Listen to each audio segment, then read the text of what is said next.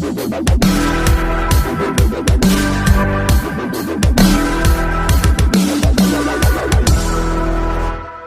friends, I am Hemlata Gautam. Welcome to all students. Let's teach now. Today it is the topic of characteristics of SI model. तो friend आज मैं आपको characteristics के बारे में बताऊंगी। तो फ्रेंड आज मैं आपको त्रियामी सिद्धांत की विशेषताओं के बारे में बताऊंगी।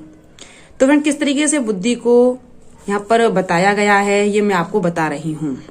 जैसे कि विषय वस्तु सब्जेक्ट मैटर, संक्रिया ऑपरेशन, उत्पाद प्रोडक्शन।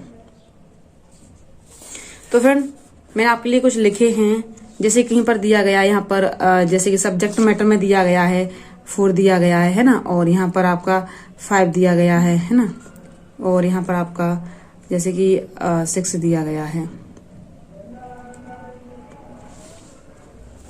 इस तरीके से दिए गए हैं। लेकिन फ्रेंड अब मैं आपको आगे बता रही हूँ।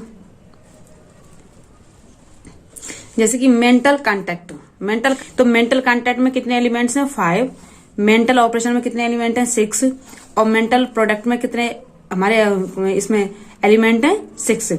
तो इस तरीके से कुल मिला के ये 5 6 6 इसका अगर हम मल्टीप्लाई करते हैं तो 180 है ना, 180 इसके एलिमेंट बताए। किसने बताया? जेपी गिलफोर्ड ने।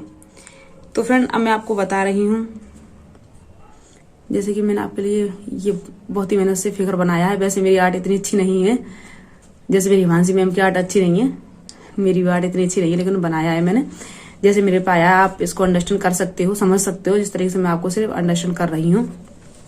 जैसे कि कंटेंट, तो कंटेंट क्या होता है इसमें आपको बता रही हूँ विषय वस्तु के बारे में।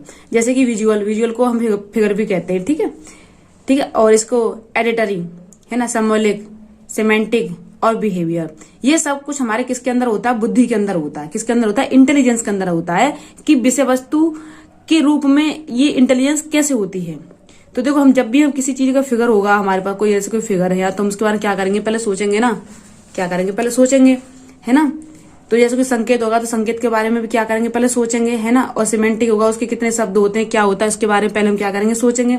तो इस तरीके से इसके बारे में बताया गया है ना, शाब्दिक क्या है इसके, ठीक है, और इसका जो भी कैसे कि बिहेवियर क्या है ना, और इसके व्यवहार क्या है। तो ये सब हमारे कहाँ से मिलते हैं? हमें बुद्धि से मिलते हैं। जब भी किसी के पास विवेक होगा तभी तो हम किसी के साथ बिहेव अच्छा करेंगे। और हमें हमारे पास सोच समझने की शक्ति नहीं होगी तो हमें ये भी नहीं पता है कि हम किस तरीके से उसके साथ बिहेव कर रहे हैं और किस तरीके से उससे हम क्या कर रहे हैं, बातें कर रहे हैं। तो फ्रेंड मैं आपको ये बता रही हूँ कि सबसे पहले गिलफोर्ड ने 120 तत्व बताए, 120 कारक बताए, उसके बाद 150 हुए, उसके बाद 180 हुई, मतलब। तो फ्रेंड इस तरीके से ये पहला था और ये दूसरा था, ये तीसरा था। लेकिन फ्रेंड अब हम केवल इसको ये याद रखते हैं 180 को।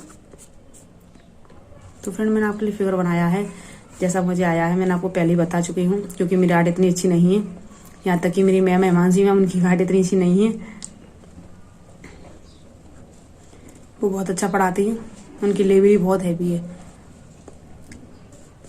जैसे मैं आपको बता रही हूँ संक्रिया ऑपरेशन, जैसे कि ऑपरेशन में कितने एलिमेंट्स है 5, कन्वर्जेंट थिंकिंग, डाइवर्जेंट थिंकिंग, है ना, कॉग्निशन, मेमोरी और एलिवेशन। तो मैंने आपको पहले बताया था कि डाइवर्जेंट थिंकिंग क्या होती है और कन्वर्जेंट थिंकिंग क्या होती है।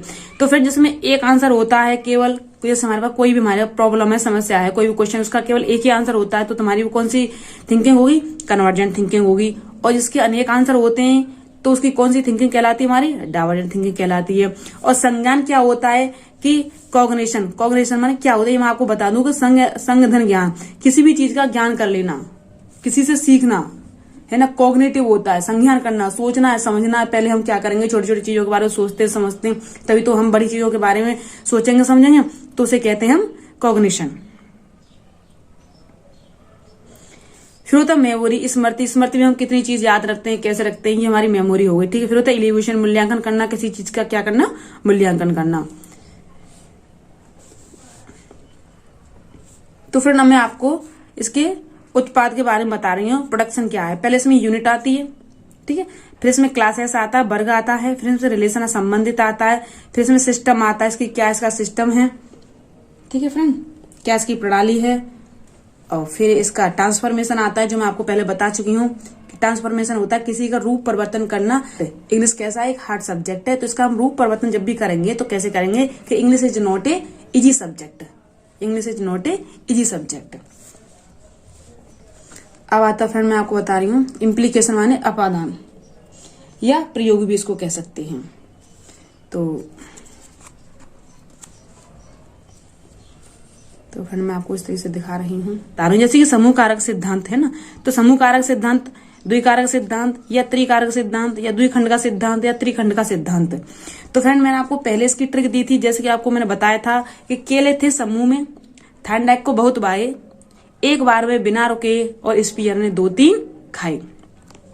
तो फ्रेंड केले थे समूह में, तो समूह कारक सिद्धांत किसका था, केली और थ्रस्टन का था। केले थे समूह में, थार्डनेक को बहुत बाए, तो बहुकारक सिद्धांत किसका है, थार्डनेक का है। तो केले थे समूह में, थार्डनेक को बहुत बाए, एक बार में बिना रुके, तो एक कारक सिद्धांत या एक तत्व का सिद्धांत किसका है, बीने का है। और स्पीयर ने 2-3 खाए, द्विकारक सिद्धांत या त्रिकारक सिद्धांत, त्रिखंड का सिद्धांत किसका है, स्पीयरमैन का है।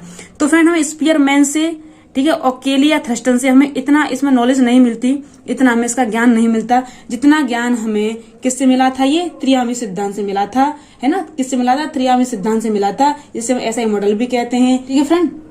तो इसको हम क्या कहेंगे, 3 डायमेंशनल थ्योरी या एसआई मॉडल गिलफोर्ड का।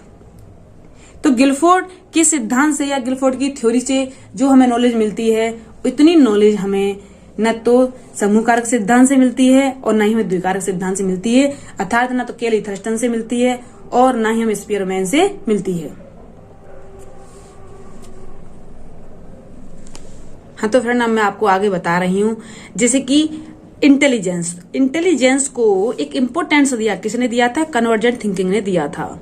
किसने दिया था, कन्वर्जेंट थिंकिंग ने दिया था, ठीक है। अकॉर्डिंग टू गिलफोर्ड ने, जो मैं गिलफोर्ड थे, उन्होंने बुद्धि में 180 मानसिक क्या बताई, योग्यताएं बताई। तो फ्रेंड इसकी मैंने लिमिटेशन के बारे में कुछ बताया नहीं है, कुछ ज्यादा इंपोर्टेंस लिमिटेशन नहीं था, तो मुझे बताना कुछ ज्यादा उचित भी नहीं है। तो फ्रेंड मैंने आपके लिए इसमें कुछ educational implications of SI model के बारे में मैंने आपको बताया है। सबसे बड़ी बात तो ये है कि कमजोर बालकों के लिए पठन सामग्री की व्याख्या करना। जैसे कि कमजोर बच्चे होते हैं, उनके लिए सबसे ज्यादा हमें एक पठन सामग्री के बारे में क्या करना चाहिए, उसको बताना चाहिए, किस तरीके से हम पढ़ते हैं, क्या होता है और क्या नहीं होता है। तो सबसे पहले कमजोर बालकों के लिए पठन सामग्री की व्याख्या करना, बालकों की असंतोषजनक प्रगति के कारणों का पता लगाना। थर्ड, प्रतिभाशील बालकों की सृजनात्मकता, कॉग्निटिव एवं चिंतनशील शक्ति को बढ़ा देना। वास्तव सच है कि जब भी बच्चा क्या होगा, एक कॉग्निटिव होगा, उसके अंदर एक क्रिएटिविटी होगी, है ना, और उसको करने का कुछ उसको नया एक उत्साह होगा कि मुझे कुछ करना है, कि मुझे कुछ क्रिएटेड करना है ना, मुझे कुछ क्रिएट करना है। तो इस तरीके से बच्चा क्या होगा, उसकी एक सृजनात्मकता शक्ति बढ़ेगी, उसका चिंतन बढ़ेगा। जैसे कि यहाँ पर चिंतन के बारे में बताया है ना, यहाँ पर आपको सृजनात्मकता के बारे में बताया है ना, कॉग्निटिव है यहाँ पर, है ना, और जैसे कि यहाँ पर बताया जा रहा है ना। तो जैसे कि मैंने आपको पहले बुद्धि में बताया था कि सबसे ज्यादा होता है सोचना। अगर हम सोचेंगे समझेंगे नहीं तो हम किसी कार्य को कर ही नहीं सकते। बुद्धि जितनी भी डिपेंड होती है वो होती है अमूर्त बुद्धि, सबसे ज्यादा अमूर्त बुद्धि। केवल सबसे पूरा बुद्धि में जितना भी चैप्टर है आपका, इंटेलिजेंस है, उसकी थ्योरी वगैरह है, कहीं से भी देख लो, जैसे सृजनात्मकता आता है ना, कॉग्निटिव आता है, क्रिएटिविटी आती है, उसकी एबिलिटियां आती हैं, कहाँ से आएंगी ये सब, कहाँ से आएंगी, जब तक हम अमूर्त नहीं करेंगे ये सब चीजें नहीं होंगी। देखने से आता है मैं मानती हूँ, लेकिन देखेंगे कब, जब हमारे पास विवेक होगा ना। लेकिन विवेक जब कब होगा, जब हम उसके बारे में सोचेंगे समझेंगे, तभी तो हमारा क्या करेगा, वो डेवलपमेंट करेगा। तो बस ये एक समझाने का वो था मेरा, तो मैंने आपको समझा दिया है। जैसे पाठ्यक्रम में सुधार लाने की आवश्यकता का ज्ञान होना, जैसे कभी हमें, जैसे हमारा करिकुलम है, अब हमारे पाठ्यक्रमों से हम सुधार लाने की आवश्यकता करेंगे, तो सबसे पहले हम किसकी प्राप्ति कराएंगे, स्टूडेंट्स को, बच्चों को किसकी प्राप्ति कराएंगे, ज्ञान की। अगर उसको ज्ञान ही नहीं होगा तो बच्चा क्या कर सकता है, बच्चा कोई भी कार्य को हल नहीं कर सकता, बच्चा कोई समस्या को क्या सॉल्व नहीं कर पाएगा। तो फ्रेंड अब मैं इसके बारे में कुछ आपको इम्पोर्टेंस बता रही हूँ, मोस्ट इम्पोर्टेंट्स है। जैसे कि मैं आपको बता रही हूँ, हाँ, गिलफोर्ड। अब देखो गिलफोर्ड ने क्या किया, गिलफोर्ड ने 1967 में 120, ठीक है, एलिमेंट बताए। ठीक है, फिर आफ्टर सम टाइम आपको फिर दिखा रही हूँ। देखिए आफ्टर सम टाइम, कुछ समय बाद ही 150, ठीक है। फिर सन 1985 में इनमें क्या किया गया, संशोधन किया, संशोधित किया, तो क्या कर दिए गए 180। तो इस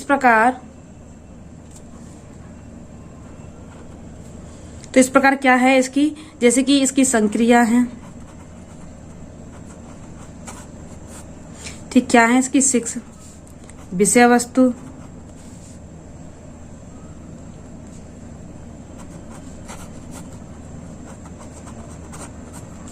विषय वस्तु हैं, तो क्या है इनकी 5, और उत्पाद या उत्पादन क्या है इसके 6। तो इस प्रकार हम इसको 6 × 5 × 6 इट मीन्स 180 इसकी क्या है, मानसिक योग्यता है। क्या है इसकी मानसिक योग्यता है।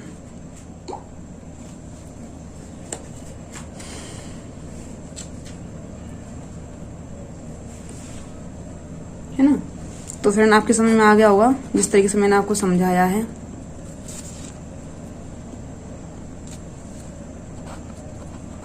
कंटेंट, ठीक है, प्रोडक्शन, है ना, और ऑपरेशन।